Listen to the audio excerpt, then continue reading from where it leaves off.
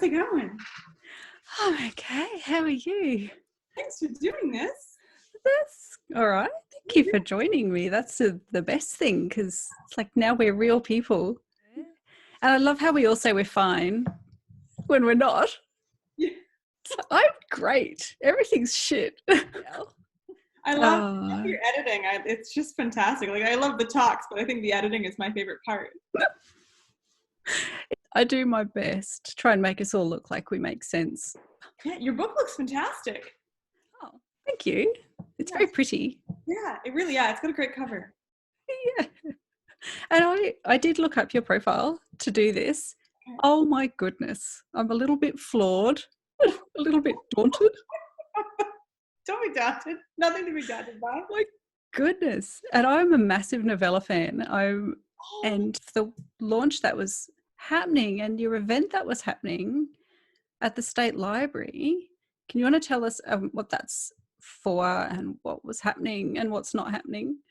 So the State Library event was a panel talk with Memoir authors I had planned it to promote that book. So that book actually came out last year, but because it came out with a very small publisher, I've been doing a lot of, publicity. And that event I started planning last July, and it took 9 months to get all the authors. We had Vicky Laveau Harvey, we had Chloe Higgins, who just had a book out late last year. So it was, but it just getting everybody to find a date, and getting everything together. It's hard. Yeah. Really excited, and we missed things by a week. If it had been the Saturday earlier, we could have gone ahead. We would have had probably a smaller crowd, but we could have done it.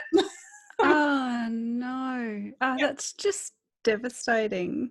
We're hoping to postpone. The library has said that they would be happy to reschedule, so we're sort of just waiting to see probably the end of the year. But what's a little scarier is I have a new book coming out in May, and that one Yes.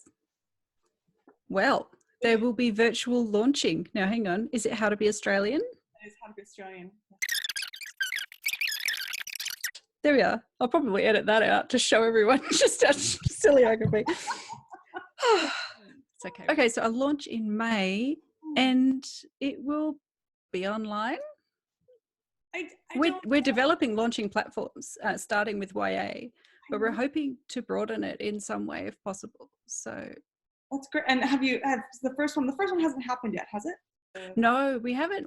We're just still getting ourselves together with a website, so we've just got to actually figure out how to make it all work with different audiences online, because obviously if you have children's and young adult audience attracted to a page that has adult writing and authors and talks on it, you got an age discrepancy. So we're just trying to make sure it's all safe and appropriate. So other people might figure ways out. We're not the only ones doing something, so I'm really hoping that other genres and audiences and writers can just find lots of innovative ways to just do what we can from home. Well, I guess we'll have the time to do that now. And there is part of me that thinks I'm going to get to be involved in a lot more than I would have before, because not being able to go places or go out as much as others, but also being in Brisbane where I'm further away from y'all down there. It will kind of bring us together in interesting ways as well. Yeah. So I kind of like that bit. And I have accessibility issues, because if I have too much stuff planned and jammed in, I will melt down. Not melt down, like my body will. Yeah. So I'm very much in the same boat. Yeah. So in a way, I don't know, this is me trying to positive think my way through, okay, maybe I can achieve more in a more manageable way. Getting easier day by day? It might. I don't know. Okay, it's not. I don't know. Well, the thing is, I've never launched a book. I don't have anything out there to know what I'm comparing to. So your book's official release date? 28th of April, but it's a May. Same. Yeah. Yeah, right. I saw online with reviews out already, so I thought it had come out a little early. I was like, she's lucky she got it out before this all happened. No. Oh no. There were just some advanced copies, got some reviews put up, just a couple. Well, at least that's something. That's good.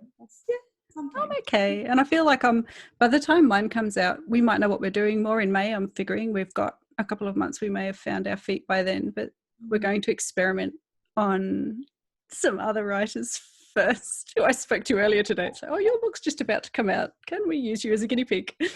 Have you had other cancellations as well? Because you've got writing in a lot of things. So I've had other events that were scheduled for May and August, and everything's just sort of been put on hold. Nothing's been officially canceled, but you assume that it probably won't be able to go ahead by then.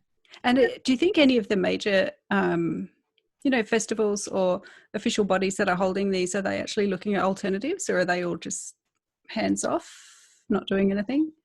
I hope they're looking at alternatives. Yeah. Well, I mean, obviously one alternative is postponing, depending on when your dates were set. So, but I also have this feeling if everything just gets postponed, the end of the year is going to suddenly be looking very crowded. It is. And that's a bit frightening. Like I kind of, that worries me because that's a lot. And, time of year can make that really hard. Good point too. Yeah, absolutely. Yeah. So looks like no one really knows what the hell we're doing. Yeah. Well, we've never really been in this specific situation before, but I guess isn't it amazing that we have the technology to do this? So good. So good. This was 25 years ago. This would be so much more painful. It would just be silence. It'd be the lucky few who got on television or radio, I think. But so tell me about your book, because that'll be nice to hear about on how to be Australian. How to Be Australian is a memoir about my journey of developing an Australian identity. I moved here in 2011 with my husband. We're both from Canada. And we, figured we'd stay for a year. We had a 1-year visa. We just wanted to get away from the cold because we're from Winnipeg where it goes to minus 40. Yeah. So we thought, it'd be really nice to have a year away from the cold. We were newly married. And 9 years later, we're still here. We're Australian citizens. We love it. We absolutely love it. So the book is supposed to be really heartwarming. There's a lot of jokes and a lot of comedy about, as I'm just trying to figure things out. It's also about being newly married and being newly young and that sort of phase of onset adulthood where you're transitioning from having all the freedom that you had as a young adult to, okay, now I'm in a relationship where I have to make compromises that will affect the rest of my life. So it's an odd time of life and it's such a struggle. And I was moving countries at the same age to the UK and back, and my, had people, this is me trying not to say my ex-husband, who emigrated to Australia to be here. And obviously I'm Australian. So we went through a whole process at a similar age. Yeah, it's difficult because you realize that certain things are shut down and may just forever be shut down. Yeah, and missing Canada. I have one of my best friends is a dual citizen, and having families in 2 countries. How is that going for you? I don't know how much you travel back and forth anyway, but because I've had the chronic fatigue, I haven't been able to travel back to Canada for 3 years now since I got diagnosed, pretty much. So I haven't seen my parents in quite a while, and we were hoping to go back this Christmas coming. Hopefully that will still happen. There's no way to know right now. Yeah, it's a bit worrying particularly with the current situation. So, and that forever having the 2 places in your heart, which is very much at the core of the book. So, how does the memoir differ? In the writing process to, say, a novella? A novella was fiction. Yes. Yeah. Right. Sorry, this is me just having a little moment there. And so the writing process must be very different emotionally in what you put in and creatively, because with the novella, I just started with a single idea and just started writing and had this complete freedom to write whatever I wanted. Yeah, love it. So that was very different from when I did the memoir, and I was working within like limited events, which is what happened. And how can I make what happened meaningful and how can I make it interesting? And so, turning certain events in a certain light to sort of show off certain aspects of them more prominently, or arranging things in, choosing, okay, well, can I take these 2 events and sort of condense them into one to make it more compelling? So it was much more technical almost, I felt, in some ways. Putting the memoir together into a compelling book. God, it sounds like such hard work to me. I have issues with times as part of ADHD, is just not actually being able to conceptualize the past and the future very well. And so to put life onto a timeline and have it make sense, that would be really difficult. And other people who are involved, and have people close to you read the book, or have you had any feedback? My husband is obviously the other main character, and he has read it, and he just basically went through it, pointed out the jokes about himself that he didn't like, and we took those out, and that was his entire feedback process. There's all these lovely moments with him. He completely ignored them. That's fine. And when you read the book and you understand his character, you'll be like, oh, of course, that's what he did. Oh, that's really good. That's good. At least he's comfortable. Yeah. Yes. Yeah. No, he's been very supportive of my career from a high perspective level. Yeah. And then my parents are in it sort of minorly, just for a few pages, and they were fine with that. And then otherwise, a lot of my friends, like there's so many Australians who I met who are in it, and the wonderful people who, you know, I was constantly asking them questions like, what does this mean? Is this a part of Australian culture? How do you understand this? And someone would tell me something, like someone taught me the word razzle dazzle for a merry-go-round. And I was so excited. And then I was mentioning it to someone else a few days later, and they said, I've never heard that word. That's not a word we use. And I was like, was my friend lying? What's going on? There's just like so many moments like that.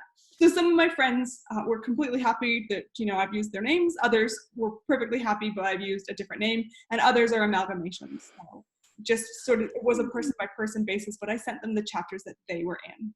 Wow. And yeah, there are so many words, and we don't have that many accents. So yeah, like compared to the UK or whatever, you don't have the accent variation so much, but the words change. Really do. Makes it a little hard. They're fascinating. They're all, but I've loved learning the words. Like I'm still 9 years in. I am still just always learning things that just fascinate me. I love it. Oh, I remember I was a receptionist in the UK in London in a publishing house, strangely, not for books, when I was very young and temping, and I would leave messages like, ring them back this Arvo. And I remember them coming in going, what is an Arvo? Why am I ringing someone in an Arvo? Yeah. But once I adopted Arvo, I was like, this is a great word. Why doesn't everybody else use this word? It's fantastic. Like, were you going to have a cake at a launch, and what would it look like?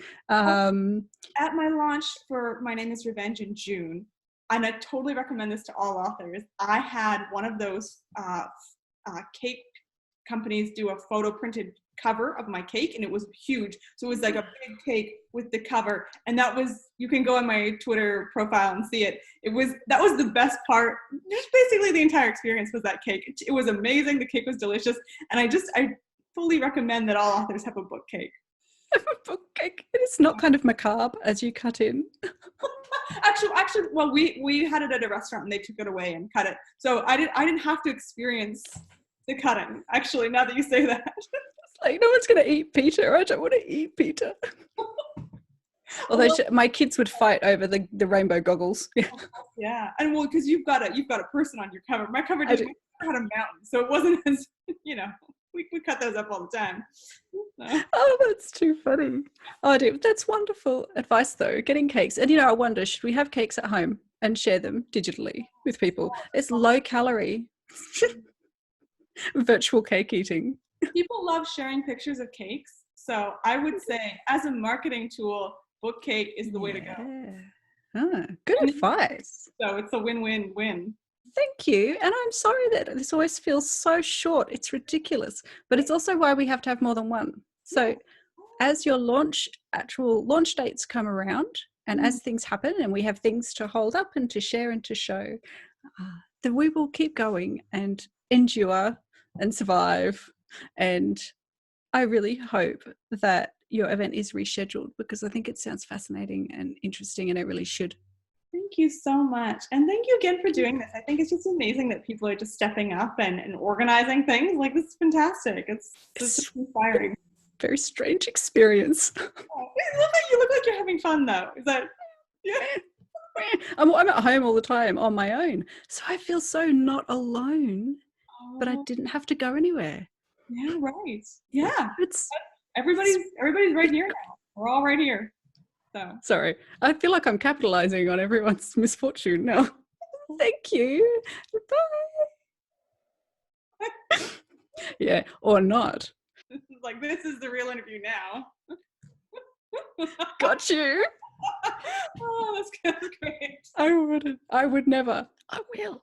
No. Anyway. Do it. Okay, no, I'm really going to pause it now. The number you have dialed has been changed.